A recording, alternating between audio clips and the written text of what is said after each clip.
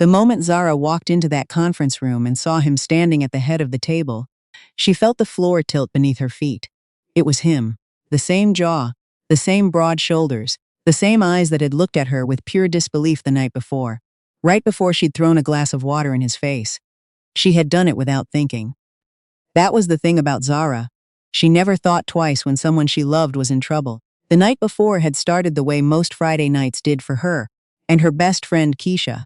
Heels on, good music, somewhere loud enough that they could pretend, just for a few hours, that neither of them had a Monday morning waiting for them.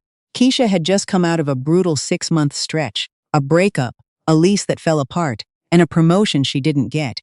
And Zara had decided that what her friend needed more than anything was a night where none of that existed. They'd gone to Ember, a rooftop bar in Midtown that Keisha had been talking about since it opened. Zara wasn't much of a nightlife person. She worked 12-hour days as a senior marketing strategist at Holloway & Reed, a mid-sized firm that handled brand campaigns for corporate clients. Her idea of a good Friday night was usually a bath and a book, but for Keisha, she'd put on the green dress, the heels that were one size too small, and she'd smiled all the way there. They were on their second drink when it started.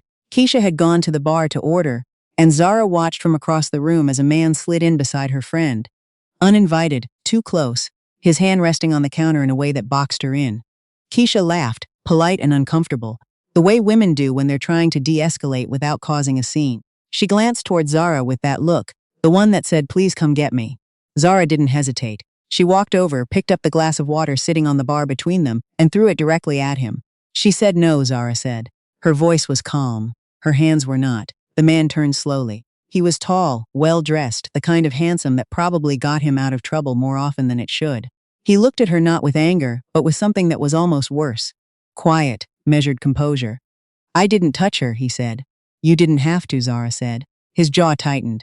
He looked at Keisha, then back at Zara. Then he picked up a cocktail napkin from the bar, wiped his face with it, and walked away without another word. The bartender stared. A few people nearby stared. Keisha grabbed Zara's arm and pulled her toward the opposite end of the terrace, half laughing, half horrified. "Zara, do you know who that was?" "I don't care who that was." Keisha shook her head slowly. "You are either the bravest person I know or the most reckless." Zara clinked her glass against Keisha's. "Both," she said. "Always both." She forgot about him before the night was over. Monday morning came the way it always did. Her alarm at 5:45. A run through the neighborhood while it was still dark. Coffee from the machine on her kitchen counter that she'd had for 7 years and refused to replace. She was at her desk by 8. She had a pitch deck due by noon and a client call at 2, and she was thinking about neither of those things when her manager, Patricia, no, wait, her manager was Elaine, walked past her desk and said, "All hands in the main conference room, 10 minutes. New ownership, so dress sharp." Zara looked down at her blazer. She was already dressed sharp. She saved the deck, grabbed her notebook, and walked down the hall. The conference room was full by the time she got there.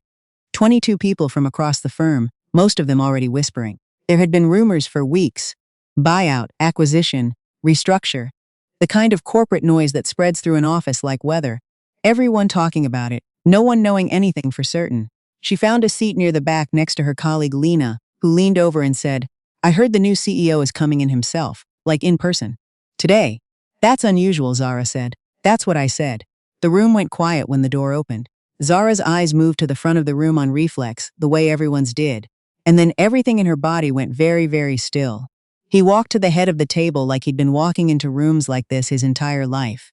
And he had, probably. He set his portfolio down, looked around the room with a measured calm and said, "Good morning, my name is Adrian Cole. I'll be taking over as CEO of Holloway & Reed effective today." He didn't look at her, not at first. But when his eyes moved across the room in that slow, deliberate scan, and they reached the back row, they stopped. For just a moment. Half a second. Maybe less. Then he continued as if nothing had happened. Zara stared at her notebook. The pen in her hand was perfectly still. She was not. His name was Adrian Cole. She would learn this later, would Google it in the bathroom during the 15-minute break between his introduction and the departmental Q&A session, would find his LinkedIn and his profile in Forbes, and the press release that had gone out that morning. 37 years old, built the marketing analytics company Prism Group from a 2-person startup to a $60 million acquisition target. Took Holloway & Reed's parent company as a client. Ended up buying the firm itself, self-made, no family money, sharp by every account she read. And she had thrown water on him 4 days ago. She stayed at her desk through lunch. She told herself she was finishing the pitch deck. She was not finishing the pitch deck. She was replaying the look on his face at Ember, not angry, just watching her, and trying to calculate exactly how badly this was going to go. The email came at 2:17. Ms. Zara Bennett, please come to the executive suite at 3 p.m. A. Cole. She read it 3 times. Keisha texted at 2:22. I just saw the press release. Zara. Please tell me you didn't know. Zara typed back. I didn't know. He's your new CEO. I'm aware. The man you water baptize on Friday night is your new CEO. Zara put her phone face down on her desk. At 5 minutes to 3, she straightened her blazer, picked up her notebook out of reflex, and walked to the elevator. The executive suite occupied the top floor. She hadn't been up there since the previous CEO retired 6 months ago, and the floor had been locked pending transition. The receptionist, new young, visibly nervous about everything, waved her through with a tight smile. Adrian's office had floor-to-ceiling windows that looked out over the city. He was standing with his back to the door when she entered, looking at the skyline. He didn't turn around right away. Close the door, he said. She did. He turned then, and for a moment neither of them said anything. He looked the same as he had at the bar, minus the wet shirt. Same stillness. Same eyes that took everything in and gave nothing back. I looked you up, he said. I looked you up too, she said. Something shifted in his expression. Not quite a smile. Senior marketing strategist. 7 years with the firm. 3 major campaign wins last quarter alone. She said nothing. I'm not here to fire you, he said. She let out a breath she hadn't realized she was holding. But I do want to understand what happened Friday night, he said. Because from where I was standing, I was having a conversation at a bar, and then a woman walked up and threw water at me. From where I was standing, Zara said carefully, my friend looked cornered and uncomfortable and I acted. She could have walked away. She shouldn't have had to. He was quiet for a moment. He sat down behind the desk, folded his hands. You're not wrong about that, he said. She hadn't expected that. I was trying to get her attention, he said. She dropped her phone. I was about to hand it back to her. The conversation that followed was, admittedly, not how I'd usually introduce myself. Zara thought back to Friday. She had not seen any phone. She had acted on what she'd seen, not what she'd known. She sat with that for a moment. I may have misread the situation, she said. It cost her something to say it, but she said it anyway. You may have, he agreed. But I understand why. He held her gaze for a moment longer than was comfortable. Then he looked down at the folder on his desk. I'm rebuilding the senior team, he said. I want people who act, not people who wait to see which way the wind blows.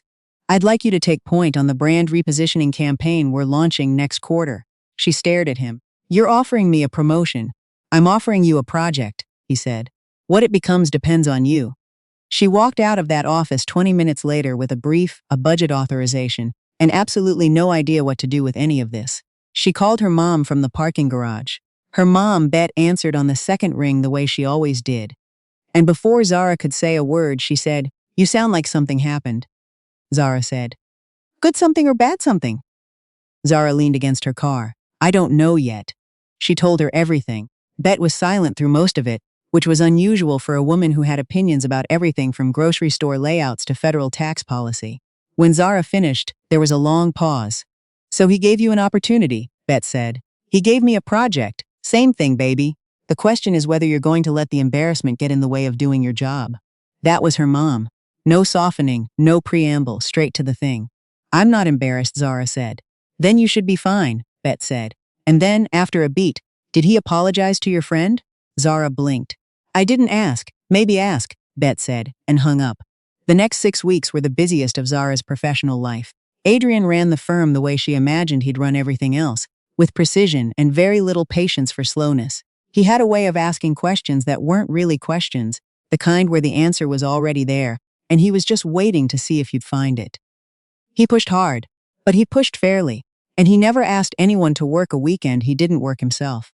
She ran into him in the elevator one Saturday morning. She was there to finalize creative assets. He was reviewing acquisition contracts. And they both looked at each other with the same startled recognition of two people who each believed they were probably the only one in the building. You're here on a Saturday, he said. So are you, she said. He looked at the folder under her arm. The brand rollout?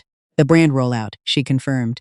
He nodded once. They rode up in silence. On the 7th floor, he stepped out, then turned back. The concept you pitched Thursday was strong, he said. The media buy strategy in the second section. That was good thinking. He was already walking away before she could respond. She stood in the elevator, doors starting to close, and she thought, this man is going to be a problem. Not the kind she'd expected, a different kind entirely. She didn't let herself think too hard about it. She had learned a long time ago, from her first job, from her first apartment, from a relationship in her mid-20s, that had cost her 2 years and a lot of healing, that the feeling of being drawn towards something didn't mean you were supposed to follow it. Zara was practical. She believed in making decisions with her head. The problem was that Adrian seemed to be doing the same thing. He didn't flirt. He didn't blur lines. He gave her professional feedback in meetings and walked away from their elevator conversations with the same clean efficiency he brought to everything else. There was nothing she could point to and say, this is inappropriate, and yet. There was the way he remembered things she mentioned in passing. The fact that she'd grown up in Atlanta, something she'd said once briefly in a group lunch, and 3 weeks later he referenced an Atlanta-based agency in a pitch meeting and looked directly at her, as if expecting her insight. There was the morning she came in with a migraine she hadn't mentioned, and he'd moved the all-hands meeting, which had been scheduled for a fluorescent-lit conference room, to a smaller room with better lighting and closed blinds, citing acoustics. She hadn't told him. She didn't know how he knew. She didn't ask. The campaign was going well, better than projected. When she presented the Q3 metrics at the senior team meeting, and the numbers came up on screen, there was a silence in the room that felt like collective exhale. These are strong, said Douglas, the CFO, with the careful tone of a man who doesn't give compliments easily. These are more than strong, Adrian said. He was looking at her, not the screen. This is the work. She held his gaze for exactly 1 second and then looked back at her notes. After the meeting, her colleague Marcus stopped beside her in the hallway and said, the CEO just looked at you like you hung the moon. He was looking at the campaign results, Zara said. Marcus gave her a look that said he disagreed and walked away. She should have known that the easy part wouldn't last. Her friend Keisha had started coming by the office to have lunch with her on Wednesdays, a habit they'd had for years. And on a Wednesday in late October, Keisha showed up with something on her face that Zara recognized immediately. It was the look Keisha got when she knew something she wasn't supposed to know and was deciding whether to say it. What? Zara said before Keisha sat down. Keisha put her bag on the chair. Okay, I need you not to spiral. Then say it fast. I ran into Nina last week. Zara went still. Nina Ashworth. They had been close friends. All 3 of them, from college through their late 20s. Then, 3 years ago, Nina had done something that Zara still thought about at odd, quiet moments. She had gone to Zara's then director and anonymously submitted a complaint suggesting that Zara had plagiarized the concept for a campaign that had, in fact, been entirely Zara's own work. The complaint was investigated and dismissed, but the damage it did, to Zara's reputation, to her confidence, to the years of work she'd put into building something real, was not something that went away cleanly. Nina had denied it. She had looked Zara in the face and said she didn't do it. Zara had never been able to prove it, but she had known. What about Nina? Zara said, her voice very even. She's been hired by the parent company, Keisha said, the one that owns Holloway and Reed. She's coming in to consult on the brand transition. Zara, she's going to be working directly with Adrian. Zara put her fork down. She reached out to me, Keisha continued. She was asking about the campaign, about how much access you have to Adrian. She was gathering information. That's what it felt like. Zara looked out the window for a moment. The city moved below them, indifferent, carrying on. I thank you for telling me, she said. What are you going to do? My job, Zara said, same as always. But she knew Nina. And she knew that Nina had a particular talent for making other people's work look like it had always been hers. Nina arrived on a Monday. She was charming, effortlessly so. The kind of person who walked into a room and made everyone feel immediately that knowing her was a privilege. She wore it like a second skin. Zara had spent years learning how that worked, watching Nina turn it on and off, always wondering who the real version was. She was warm to Zara when they crossed paths in the hallway. Warm in the way that meant nothing. Zara, she said with a smile that could have been photographed. It's been so long. You look great. Nina, Zara said. Welcome. She kept walking. Over the next 2 weeks, Zara watched Nina do what Nina always did, insert herself. She sat in on strategy meetings she hadn't been formally invited to. She asked Adrian questions that positioned her as someone with deep institutional knowledge of the company. Knowledge she was pulling, Zara suspected, from the briefing documents Zara's own team had produced. She was visible in all the right places. And she was, Zara noticed, very deliberate about the story she was building around the brand campaign. Not rewriting it outright, that would be too obvious. Just adding her name to the narrative, a word here, a credit there, until the original authorship started to blur. Zara documented everything, quietly. Dates, meeting notes, email threads, version histories of every creative document. She didn't say anything to anyone. She just kept building the record. The moment it came to a head was not the moment she'd anticipated. It was a Friday afternoon, and she was in her office going through final approvals for the campaign launch when her phone buzzed. A text from an unknown number. You should know what Nina told him. She told Adrian the campaign strategies originated with her, that you were executing her concept. I thought you deserved to know. Someone who was in the room. Zara read it twice. Then she picked up the documentation she'd spent 2 weeks building, walked up to the executive floor, told the receptionist she needed 5 minutes with Adrian, and walked in. He was on a call. He looked up, read something on her face, and said into the phone, I'll call you back. She set the folder on his desk. Before you hear a version of this from someone else, she said, I want you to hear it from me. She laid it out clearly. The full history with Nina. The plagiarism complaint 3 years ago, the way it had played out, what she couldn't prove then but had documentation on now. Then the last 2 weeks, the meeting insertions, the briefing documents, the version histories showing her authorship at every stage, and the text she'd received 30 minutes ago. She didn't raise her voice. She didn't ask for sympathy. She just presented it the way she would have presented any other business case. Here are the facts. Here's the evidence. Here's what I believe is happening. When she finished, she folded her hands and waited. Adrian was quiet for a long time. How long have you been documenting this? He said. 2 weeks, she said. Since the day I found out she was coming. Why didn't you come to me sooner? I didn't have enough, she said. I needed enough. He looked at the folder. He opened it, turned through the first few pages, version histories, email threads, timestamped files. Then he looked up at her. The strategy was yours, he said. It wasn't a question. Every slide, she said. Every metric framework, every creative direction. I can walk you through it from the first concept meeting if you want. He closed the folder. I believe you, he said. It was said simply, without theater. But it landed somewhere in her chest with a weight she hadn't expected.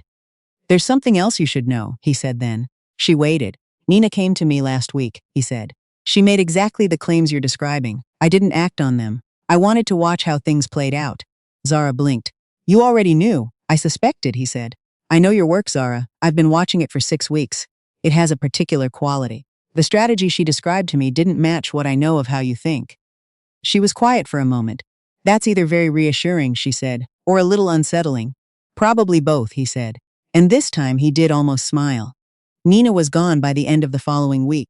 Zara didn't know the specifics of how it was handled. She hadn't asked. What she knew was that the parent company received a detailed report from Adrian's office, and Nina's consulting contract was quietly ended. No public confrontation. No drama. Just a door closing the way doors close when someone has finally, after years, been shown for exactly what they are. Keisha called that night and said, Tell me everything. And Zara sat on her kitchen floor with a glass of wine and told her everything. And somewhere in the middle of it she started laughing. The specific kind of laughter that comes after relief. The kind that's been waiting a long time to happen. The campaign launched on a Thursday in November. It exceeded every projection. The metrics came in through the weekend, and by Monday morning Zara's inbox was full of messages from clients, from press contacts, from colleagues she hadn't spoken to in years. The campaign had cut through in a way that campaigns rarely do, the kind of response that you could feel rather than just measure. Adrian sent her a single message at 7 in the morning. Well done. 2 words. But from him, that was a speech. The celebration dinner her team put together that Friday was at a restaurant in Tribeca. Keisha came. A few of Zara's closest colleagues came. Her mom called from Atlanta at 9 p.m. and stayed on speakerphone for 45 minutes until someone finally told her she was being broadcast to a table of 12 people, at which point Betta said hello to each of them individually by name and made everyone laugh. Adrian arrived late. He hadn't told her he was coming. He stood at the edge of the room for a moment before Lena spotted him and waved him over. And he came, ordered a drink he barely touched, and sat at the end of the table where Zara was sitting. They talked for a long time. Not about work, about the kind of things people talk about when they've been in the same building for months and suddenly find themselves somewhere without the building around them. He was from Chicago. He'd wanted to be an architect when he was 17. He still read fiction, real fiction novels, a thing Zara found unexpectedly charming in someone who spent his days in spreadsheets and acquisition terms. What do you read? He asked her. Everything, she said. But mostly I reread. I have a habit of going back to books I loved and seeing what's different. What's different? I am, she said. The books stay the same. He was quiet for a moment, turning his glass on the table. I owe you an apology, he said. She looked at him. The night at the bar, he said. What you saw. How it looked. You were right to act. The fact that you misread what was happening doesn't make you wrong for acting.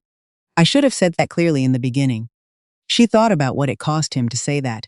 He was not, she had learned, a man who revisited things easily. He moved forward, always forward. To go back to something took intention. You said I wasn't wrong, she said. I said you weren't wrong about what you thought, he said. I didn't say you were right to act. Those are different things. You were right. Both counts. She looked at him for a moment. The room was loud around them. Keisha laughing at something, her colleague Douglas telling some improbable story about his first job. For the record, Zara said, I'd do it again. I know, he said. And now there was something in his face that was not quite a smile but close to it, close enough that she felt it. She did drop her phone, Zara said. She did, he confirmed. I didn't see it. No. But I saw her face, Zara said. He nodded once. Her face was probably accurate. I can be. He paused, a lot, in certain settings. It was the most unguarded thing she had ever heard him say. She held onto it carefully, the way you hold something you don't want to break. Adrian, she said. Zara, he said back, like her name was a response to something. I think we should probably stop pretending we're having a work conversation, she said. The almost smile became a real one. It changed his face entirely. She had not been prepared for what he looked like when he actually smiled. I think you're right, he said. Outside the restaurant, when the night was winding down and people were pulling on coats and exchanging the particular hugs of people who've had a genuinely good evening, Adrian and Zara stood for a moment on the sidewalk, while Keisha lingered diplomatically inside, with a dedication Zara would thank her for later. I'd like to take you to dinner, he said. Not this, not a team dinner, just dinner. She looked at him in the cold air, city noise wrapping around them both. We work together, she said. We do, he said. I'm aware. I'm not interested in complicated. Neither am I, he said. I'm interested in dinner. She considered him for a moment. The man who had arrived at her firm and turned everything upside down and then made it better. The man who had seen her work and known it was hers. The man who had sat in an office and told her he believed her without asking her to prove it twice. Saturday, she said. 7 o'clock. You picked the restaurant. But if it requires a reservation made more than 3 months ago, I'm not coming. Done, he said. He said goodnight. She watched him hail a cab. He didn't look back.